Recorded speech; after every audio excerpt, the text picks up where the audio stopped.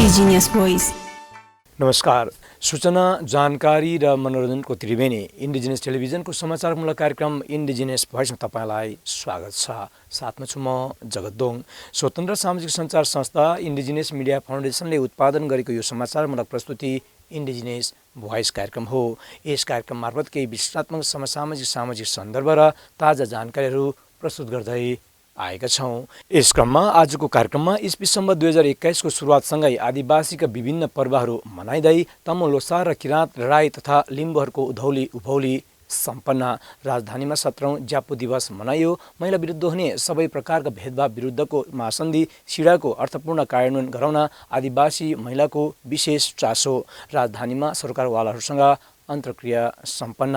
नेपालमा जनस्रोतको सही सदुपयोग हुन नसकेको विज्ञहरूको भनाइ। पानीलाई विद्युत उत्पादनको रूपमा मात्र हेर्न नहुने। आदिवासी जनजाति उत्थान राष्ट्रिय प्रतिष्ठानद्वारा प्रकाशित 14वटा पुस्तक विमोचन लगायतका समाचार तथा विश्लेषणात्मक विशेष सामग्री प्रस्तुत गर्नेछौँ। कार्यक्रम सुरु गरौँ नयाँ वर्ष 2021 को सुरुबाट। इस्वी सम्वत 2020 लाई बिदाई गर्दै नयाँ वर्ष 2021 को सुरु भएसँगै आदिवासी जनजातिका पर्वहरूको पनि सुरुवात भएको छ। गत साता मात्र आदिवासी गुरुङहरूको तमु लोसार भव्य रूपमा मनाइएका छन्। पौष 15 गते गुरुङहरूले परम्परागत सांस्कृतिक मान्यता अनुसार मुसा वर्गलाई बिदाई गर्दै गाई वर्गलाई स्वागत गरेका हुन्। तमु लोसारको उपलक्ष्यमा प्रधानमन्त्री केपी शर्मा ओली, नेपाली काङ्ग्रेसका सभापति शेरबहादुर देउवा लगायतले शुभकामना दिनुभएको थियो। यसरी नै आदिवासी किराँत राई र लिम्बू समुदायले पनि आफ्नो परम्परा अनुसार उधौली मनाएका छन्, जसलाई लिम्बू समुदायले चासोक तमनाम भन्ने गर्दछन्। यसरी नै किराँत परिवारका राई र सुनवारले पनि आफ्नो परम्परा अनुसार उधौली पर्व मनाएका छन्। नयाँ अन्न बालीलाई स्वागत गर्दै भूमि र पितृको स्मरण गरिने यो पर्व हर्षोल्लासका साथ मनाइन्छ। कोरोना महामारीको संक्रमण अझै नियन्त्रणमा नआएको भन्दै यी पर्वहरू स्वास्थ्य मापदण्डको ख्याल गरेर मनाइएको छ। यो पर्वको यो संक्षिप्त समाचार अनुसार 16औं ज्यापु दिवसबारे यो रिपोर्ट। पौष 15 गते यमरी पूजासँगै 17औं ज्यापु दिवस राजधानीमा एक कार्यक्रमका बीच मनाइएको छ। ज्यापु संस्कृति विकास कोषले 2061 सालदेखि नै पुष पूर्णिमा यमरी पुनिएको अवसर पारेर ज्यापु दिवस मनाउँदै आएको छ। कार्यक्रममा उप प्रधानमन्त्री ईश्वर पोखरेल प्रमुख अतिथि रहनु भएको थियो भने उहाँले ज्यापु संस्कृति विकास कोषले खडा गरिएको अक्षय कोषमा नेपाल सरकारको तर्फबाट अर्को वर्षको ज्यापु दिवससम्म 1 करोड पुर्याउने प्रतिबद्धता समेत व्यक्त गर्नुभएको छ। वचन के दिन चाहन्छु भने तपाईहरूको यो अभियान, यस किसिमको गतिविधिप्रति मेरो सधैँभरि ऐक्यबद्धता रहनेछ, सधैँभरि साथ समर्थन रहनेछ। म यो कुरा पनि व्यक्त गर्न चाहन्छु। एउटा कुरा, तपाईहरूको यो रचनात्मक सकारात्मक खालको सोचको एउटा दृष्टान्त मैले कहिले बिर्सिन्न। त्यो के हो भने त्यो गुठी विधेयकको बारेमा कुरा उठ्यो, गुठी विधेयकको सन्दर्भमा कुरा उठ्यो। कतिपय मानिसहरू त्यही गुठी विधेयकको न्युमा सरकारको विरुद्धमा, राज्यको विरुद्धमा, पार्टीहरूको विरुद्धमा, प्रधानमन्त्रीजीको विरुद्धमा अनेक ढङ्गले कुराहरू उठाए। तर ज्यापु समुदायको तर्फबाट यो हाम्रो यो जुन सङ्गठन छ, यो सङ्गठनको तर्फबाट जे कुरा उठाइयो, कुरा सशक्त उठाइयो, जोरदार उठाइयो, तर रचनात्मक ढङ्गले कुरा उठाइयो। किन हामी कतिपय गुठी विधेयकसित गाँसिएका कुराहरूप्रति सहमत छैनौँ भनेर बुझ्ने गरी कुराहरू उठाइयो, कसरी हुनु पर्थ्यो भनेर सुझावसहित कुरा उठाइयो। त्यसबेला पनि मैले धन्यवाद भनेको थिएँ। वास्तवमा त्यो तपाईँहरूको रचनात्मक सुझावलाई सरकारले मनन गर्यो, सुन्यो। र गुठी भनेको सामन्तवादको प्रतिनिधि एउटा गतिविधि मात्रै होइन। गुठी एउटा नेपाली समाजको संस्कृति र परम्परालाई, धर्मलाई कायम राख्ने एउटा सांस्कृतिक गतिविधि पनि हो। त्यसकारणले त्यसप्रति हामीले नकारात्मक बन्नु हुँदैन। सबै ठाउँका गुठी एक किसिमका हुँदैनन्। काठमाडौँ उपत्यकामा ज्यापु समाजभित्र या यस्ता गुठीहरू जसले धर्मको रक्षा गरेका छन्, जसले संस्कृतिको रक्षा गरेका छन्, जसले असल परम्पराको रक्षा गरेका छन्, जो सामूहिकतामा विश्वास गर्छन्, सहकारीको हिसाबले अगाडि बढेका छन्, ती गुठी नेपाली समाजका सम्पत्ति हुन्। म तपाईहरुलाई धन्यवाद दिन चाहन्छु। त्यो गुठीको विधेयकको सन्दर्भमा जुन सोच तपाईँहरूले अगाडि ल्याउनुभयो त्यो सोचको म प्रशंसा गर्न चाहन्छु।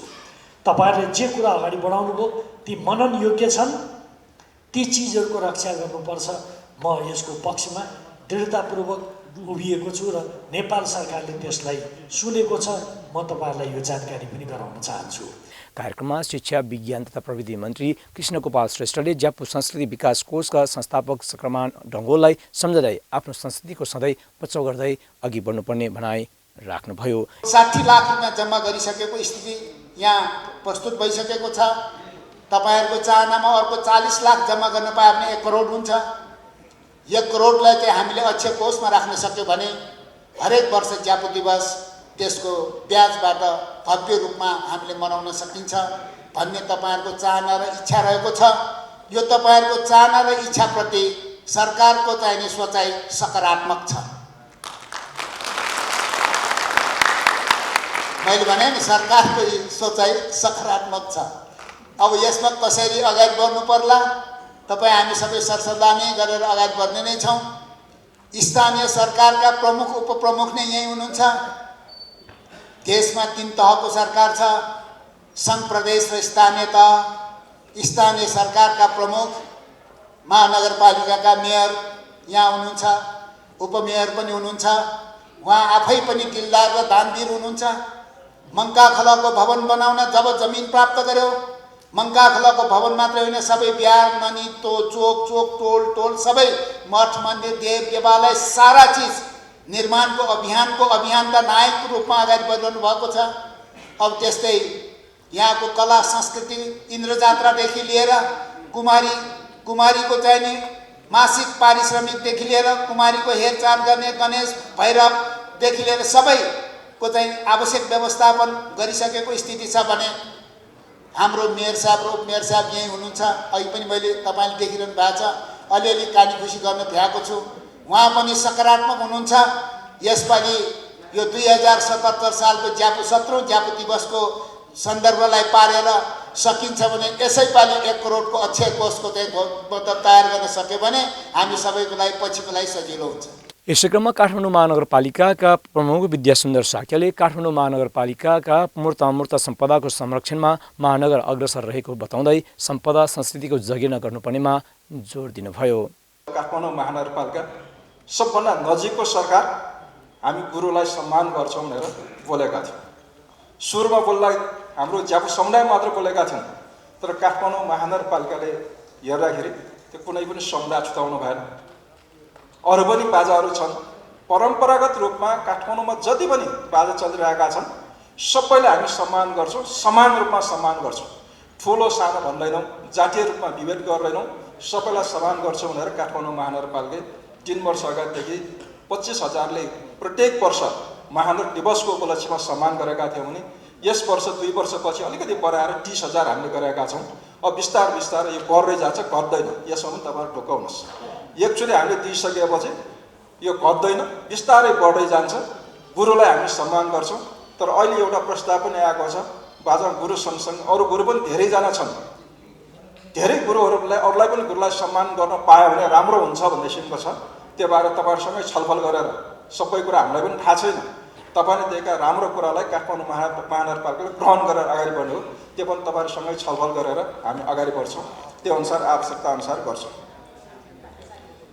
र तपाईँहरूकै सुझावअनुसार काठमाडौँ महानगरपालिकाले पहिला जीवित कुमारीको रूपमा हनुमान ढोकामा बस्ने कुमारलाई मात्र सम्मान गरेर आइरहेकोमा ज्यापु समुदायको किलागढ र मखौ कुमारलाई पनि वार्षिक 1,80,000 दिएर सम्मान सुरु गरिसकेका छौँ। यसले पनि निरन्तरता पाउँछ। तपाईँहरू ढुक्क रहनु पनि अनुरोध गर्न चाहन्छु। कार्यक्रमका क्रममा ज्यापु संस्कृति विकास कोषले वर्षेनी विभिन्न क्षेत्रमा योगदान दिने व्यक्तिहरूलाई सम्मान गरिएको थियो। कोभिड-19 कारण यस वर्ष भने 4 जना व्यक्तिहरूलाई मात्र सम्मान गरिएको आयोजकहरूले जानकारी दिनुभयो। सम्मानितमा सांस्कृतिक धरोहर सम्मानबाट परम्परागत ओलाछी टोलका टोल नायके मदनवीर महर्जन, सरस्वती पदकबाट मनमयजू माविकी प्रधानाध्यापक रविना महर्जन, यसैगरी ज्यापु रत्नबाट व्यवसायी रमेश महर्जन र सांस्कृतिक गुरु काजीलाल ढङ्गोललाई सम्मान गरिएको छ। कार्यक्रममा काठमाडौँ महानगरपालिकाकी उपप्रमुख हरिप्रभा खड्की लगायतको उपस्थिति रहेको थियो।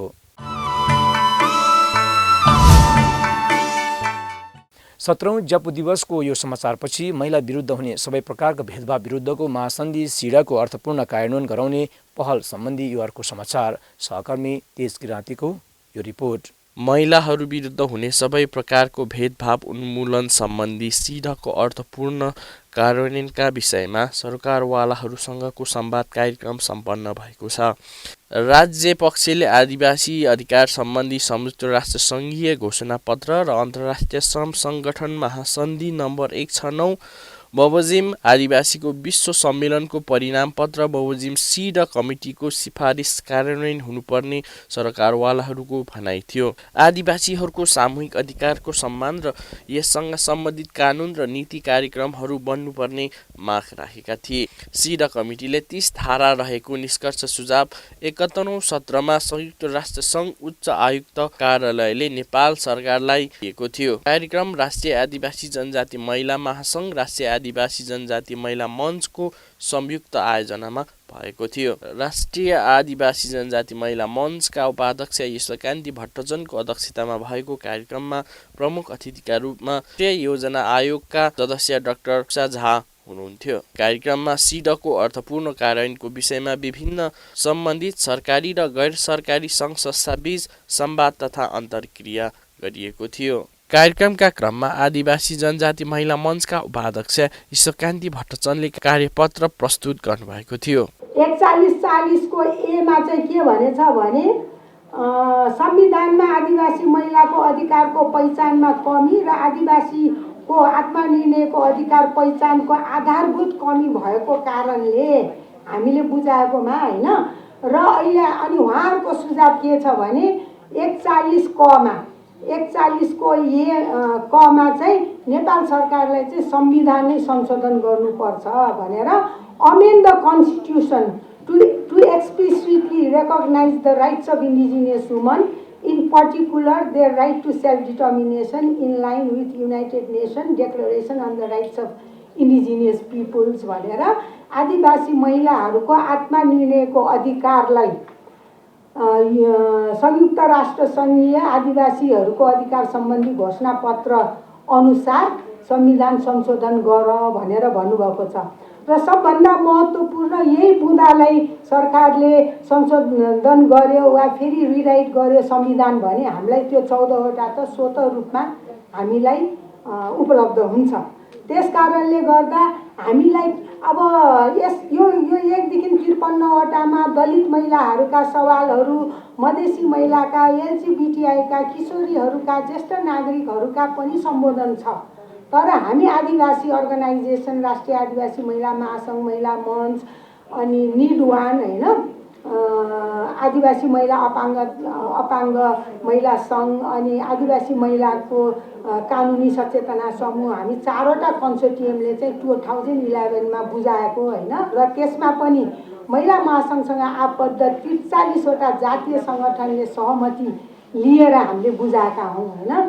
त्यसकारणले गर्दा यो जुन कुराहरू जस्तै शिक्षा, रोजगारी, अरू कुराहरू त यहाँहरू यो लेभलसम्मको दिदीबहिनीहरूले राम्रोसँग बुझ्नुहुन्छ र म चाहिँ केमा केन्द्रित हुन चाहन्छु भने हामी आदिवासी महिलाको आत्मनिर्णयको अधिकारका कुरा गर्दा र हामी आदिवासी महिलाहरूको सवालको कुरा गर्दाखेरि हामी आदिवासी भित्र नै विविध जातिहरू छौँ, तराई पहाड हिमालदेखि लिएर हैन, र हाम्रा विभिन्न जन्मदेखि मर्नेसम्मका र मरेपछिका रीतिरिवाजहरू जुन कस्टमरी प्र्याक्टिसेसहरू छन्, स्किल, ट्रेडिसन, नलेजहरू छन्, त्यो हामी सबैको आफ्नो आफ्नो छ हैन।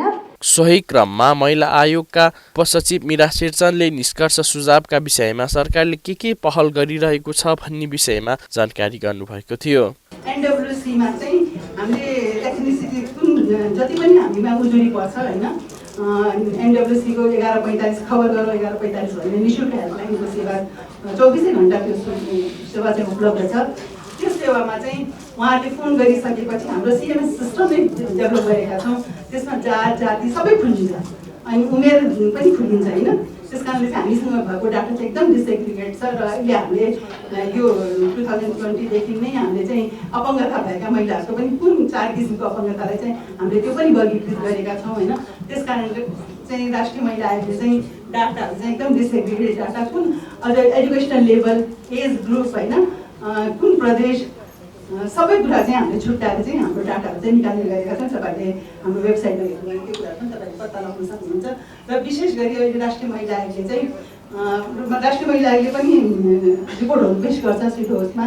त्यस कारणले गर्दाखेरि चाहिँ जति पनि महिला मन्त्रालयहरूले एनजिओहरूले गरेको कामहरूलाई नि मूल्याङ्कन गरेर त्यस अनुसारको रिपोर्टहरू चाहिँ बनाउने र रिपोर्ट बनाइसकेपछि पनि त्यसलाई चाहिँ एउटा पब्लिकमा अडिट गराउने काम पनि हामीले गर्ने गरेका छौँ। त्यस कारण त्यति बेला पनि तपाईँहरूले त्यो कुराहरूलाई चाहिँ त्यहाँ सुझावको रूपमा चाहिँ तपाईँहरूले राख्न सक्नुहुन्छ। विशेष गरी मैले अघि पनि भने राष्ट्रिय महिला आफैले धेरै कार्यक्रमहरू सञ्चालन गर्दैन, यद्यपि हामीले एडभोकेसी गर्ने कामहरू चाहिँ हामीले गर्छौँ। र अहिले विशेष गरी हामीले अति लोकोन्मुख यो आदिवासीको मुभमेन्टमा हिँड्दा मैले अब आफैले कार्यक्रमहरू बनाउने हुँदाखेरि पनि गत वर्षको योजनामा चाहिँ हामीले अति लोकोन्मुख आदिवासी जनजाति महिलाहरूको कानुनी साक्षरता बढाउनुपर्छ भनेर हामीले अलिकति बजेटमा पनि छुट्याएका छौँ। त्यसै गरी अपङ्गता महिलाहरूको लागि पनि हामीले केही कार्यक्रम अहिले यो वर्षको रनिङ प्रोग्रामदेखि चाहिँ सुरुवात चाहिँ महिला आयोगमा भएको छ होइन। आदिवासी मामिलाका लागि अन्तर्राष्ट्रिय कार्य समूह आयोगको सहयोगमा आयोजना गरिएको कार्यक्रममा उपस्थित विभिन्न सङ्घ संस्थाका प्रतिनिधिहरूले आफ्नो प्रश्न र सुझाव समेत राखेका थिए। संस्थागत रूपमा सिभिल सोसाइटीको तर्फबाट त्यो मुद्दाहरू उठाउनुहुन्छ र त्यो मुद्दाहरू चाहिँ महिला आयोग र महिला मन्त्रालय थ्रु चाहिँ जान्छ। तर सिभिल सोसाइटी अर्गनाइजेसनहरूको तथ्याङ्क हेर्नुभयो भने त्यहाँ मधेसी समुदायको त्यसमा पनि मधेसी महिलाहरूको संस्था एकदमै थोरै छ र भएका संस्थाहरूको पनि त्यहाँ पहुँच छ कि छैन भन्ने कुरा चाहिँ एउटा छ। समग्र पिक्चरको एउटा पोइन्टलाई मात्रै हेऱ्यो कि त्यो क्वेसनको त्यो के आएछ कन्टेन्ट होइन, एउटा लिगल एवेरनेसको कुरा आयो त्यस्तो छ। मेरो क्वेसन चाहिँ यहाँलाई ओभरअल स्ट्रक्चरमा यदि हामीले स्टडी गरिरहेका छौँ यो भोलि गएर सिडाको रिपोर्टमा कन्ट्रिब्युट गर्छ यसले भने अहिलेको यो ओभरअल स्ट्रक्चरमा आदिवासी महिलाको प्रतिनिधित्व के छ होइन, कमिटी होला पक्कै स्टडी भएपछि कमिटी हुन्छ होइन, त्यो कमिटीले करेक्ट गर्नुपर्छ एउटा त्यो ओभरअल प्रोसेसमा एउटा कमिटीमा त्यो स्ट्रक्चरमा अर्को त्यो प्रोसेसमा कहाँ वुमेनहरूलाई इन्डिजिनस वुमेनलाई पर्टिकुलरली कन्सल्ट गरियो किनभने इस्यु थुप्रै थियो जुन मैले भन्न सकिनँ अहिले त्यो।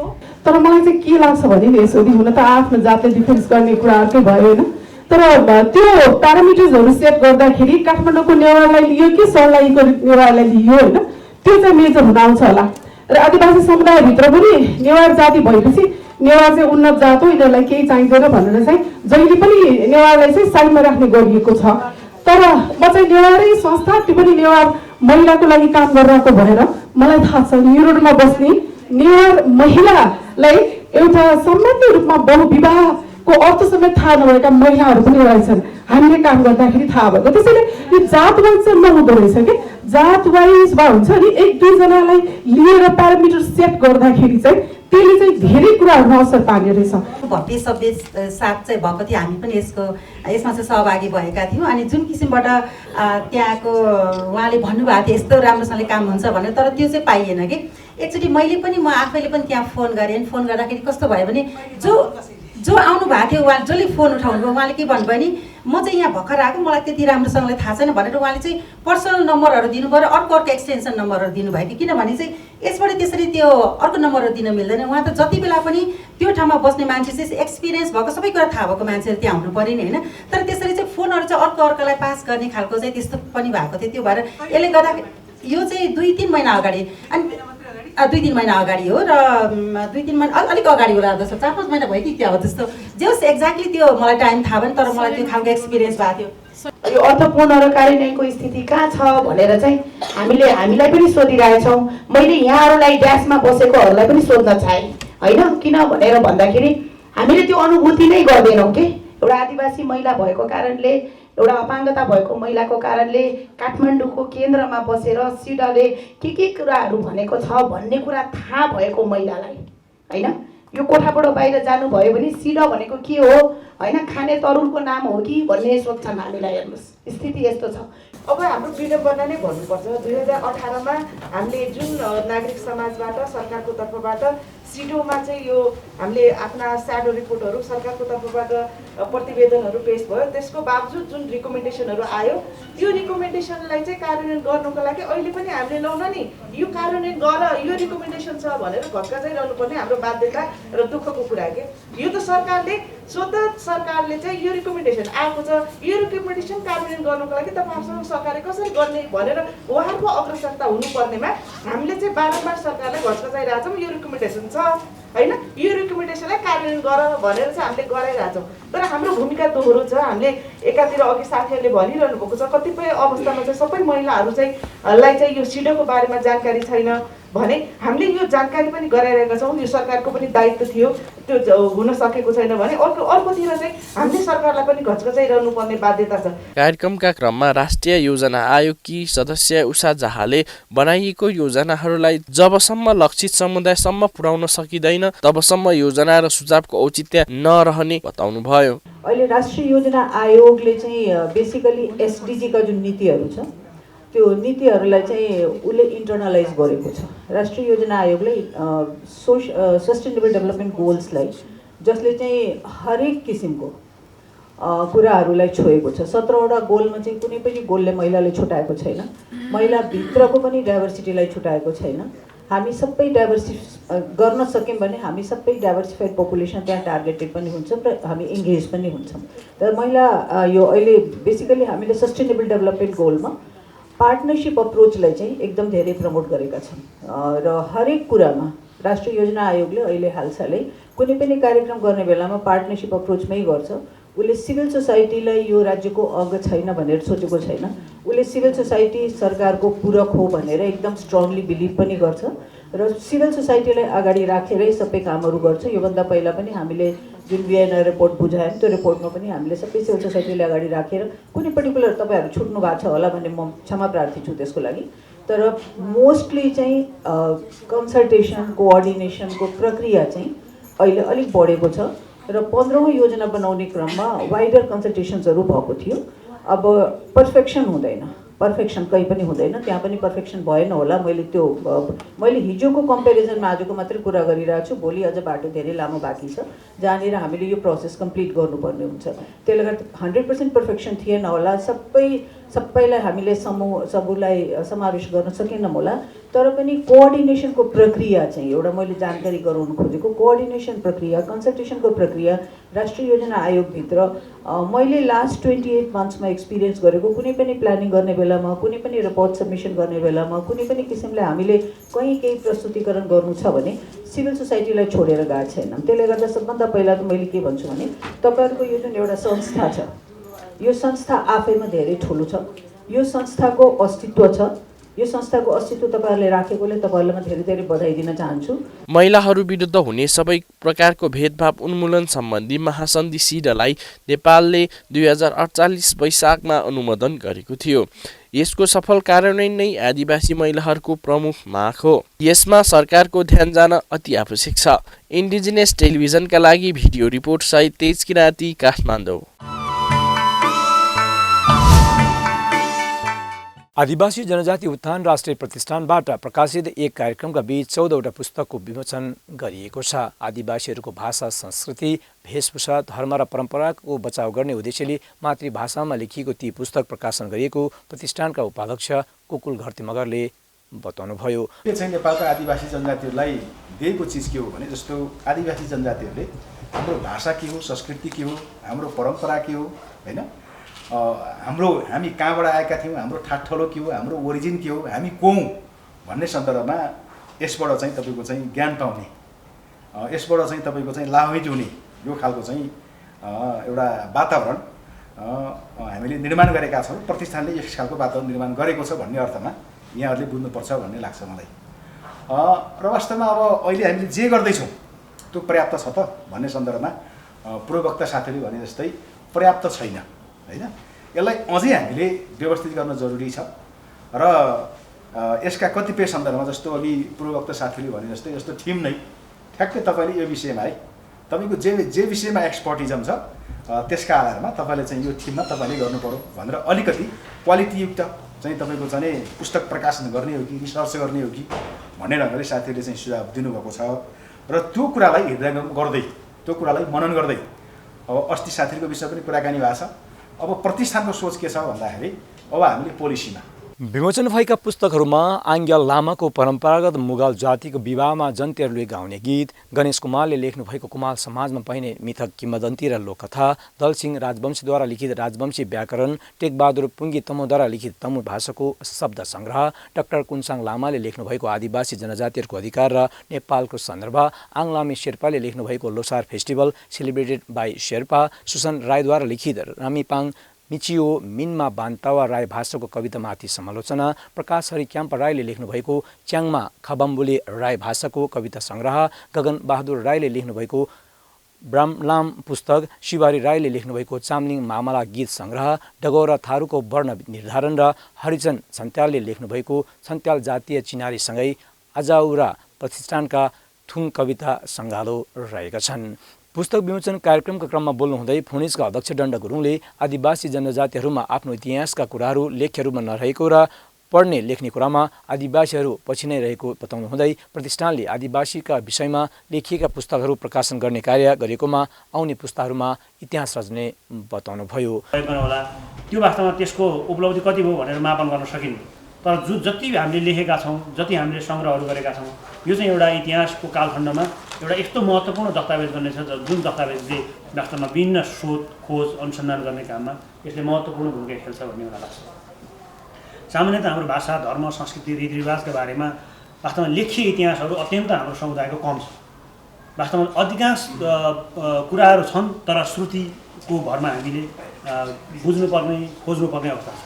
यो अवस्थामा जस्तो प्रतिष्ठानले अहिले अनुसन्धान गरेर विभिन्न लेखहरू मार्फत एउटा वर्षमा अहिलेसम्म मलाई लाग्छ 400-500 किताबहरू प्रकाशन भइसकेको छ।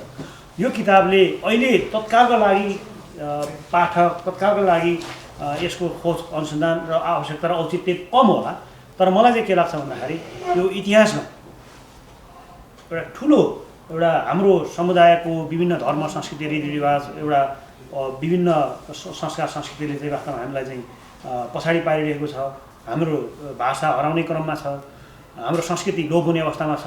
तर भोलि यो विषयमा खोज अनुसन्धान गर्ने जति पनि अभियन्ताहरू हुनुहुन्छ, लेखकहरू हुनुहुन्छ, अनुसन्धानदाताहरू हुनुहुन्छ, उहाँहरूका निम्ति प्रतिष्ठानले प्रकाशन गरेका, प्रतिष्ठानको तर्फबाट प्रकाशन भएका यी सबै पुस्तकहरू एउटा महत्त्वपूर्ण दस्तावेज हुनेछन्। विमोचन कार्यक्रम क्रममा लेखकहरूले प्रतिष्ठानले आदिवासी जनजातिभित्र रहेका ज्ञानको कुरा, समुदायको अवस्थाको बारेमा गहन अध्ययन गरी आदिवासीहरूको ठोस कुराहरू ल्याउनुपर्ने धारणा राख्नु भएको छ। कार्यक्रममा किराँत राई आयोगका अध्यक्ष दिवस राई लगायत पुस्तकका लेखकहरूको उपस्थिति रहेको थियो। नेपालका आदिवासीहरूलाई राष्ट्रको मूलधारसम्म पुर्याउन यस्ता कार्यले महत्त्वपूर्ण भूमिका खेल्ने उपस्थितहरूको भनाइ थियो। मातृभाषामा प्रकाशित पुस्तक विमोचनपछि नेपालमा जलस्रोतको सही उपयोग हुन नसकेको विज्ञहरूको भनाइ सम्बन्धी यो समाचार। फ्रेन्डसिप फोरम फर नेपाली जर्नलिस्टको आयोजनामा बिहिबार दक्षिण एसियाको जलस्रोत र नेपाल दृष्टि विषयमा छलफल भएको छ। कार्यक्रममा लामो समयदेखि जलस्रोतका क्षेत्रमा आबद्ध भएका विज्ञहरूको उपस्थिति रहेको थियो। विज्ञहरूले नेपालको जलस्रोतमाथि विदेशी राष्ट्रहरूले आँखा गाडेको बताउनुभयो। नेपाल सिमाना जोडिएको छ चीनसँग, अनि अब त्यहाँ चाहिँ तिब्बतियन मूलका मान्छेहरू नेपाल आएर बस्छन् पनि।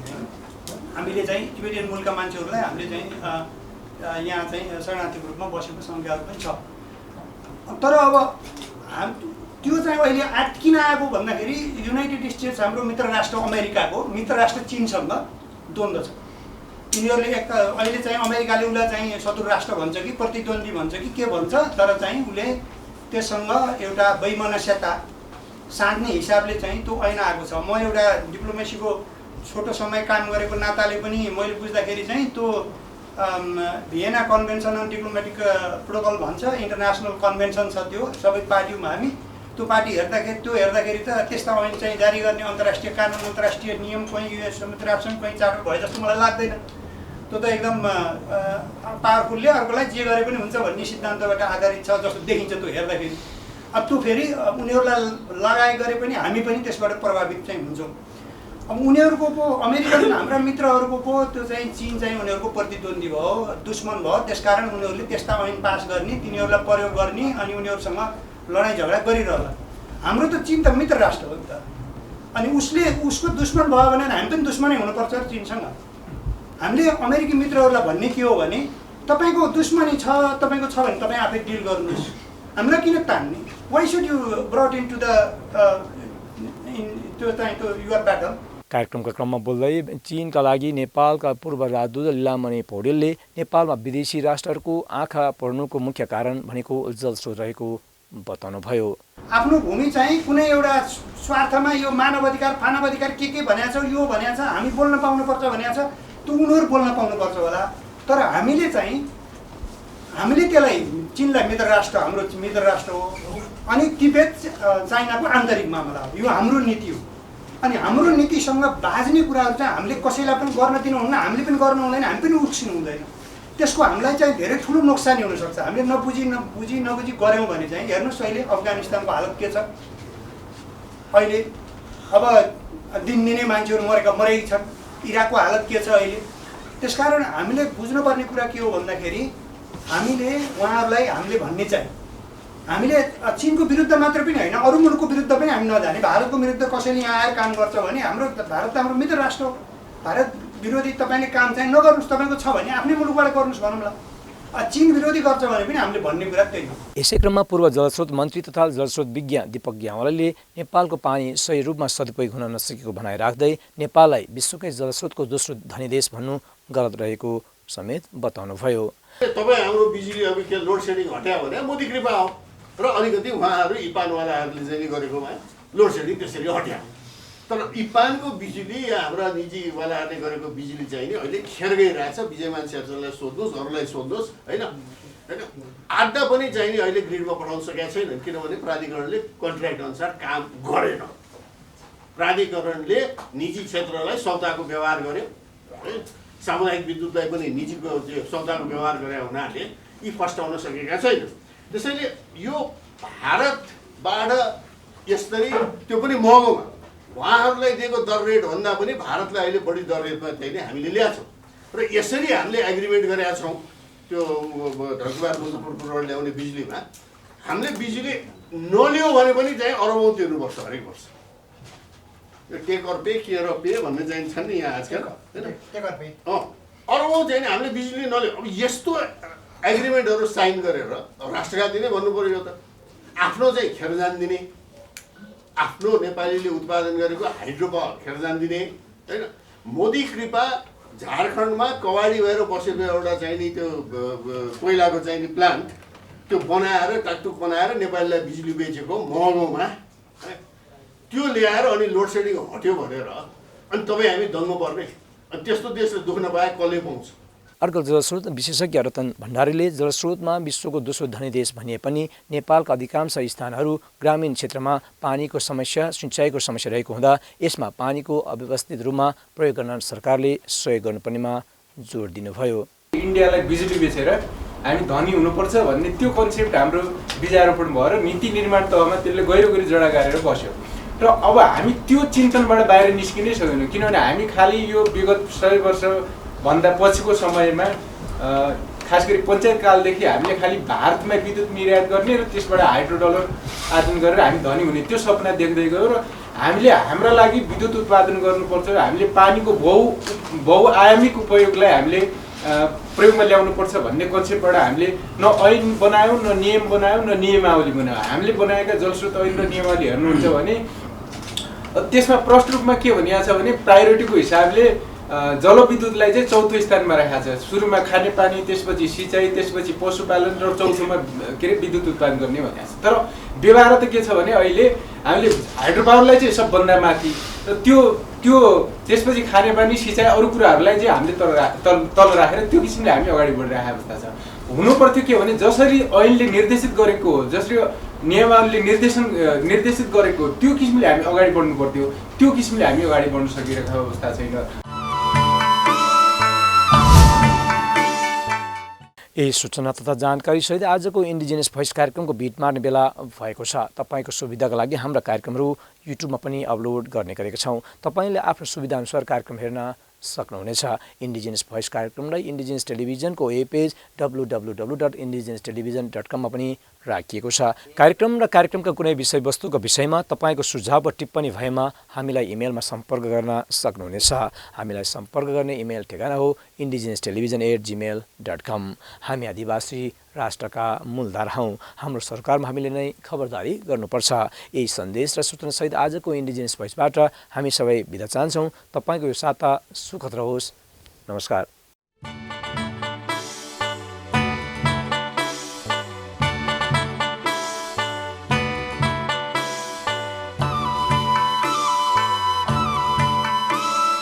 Indigenous Voice.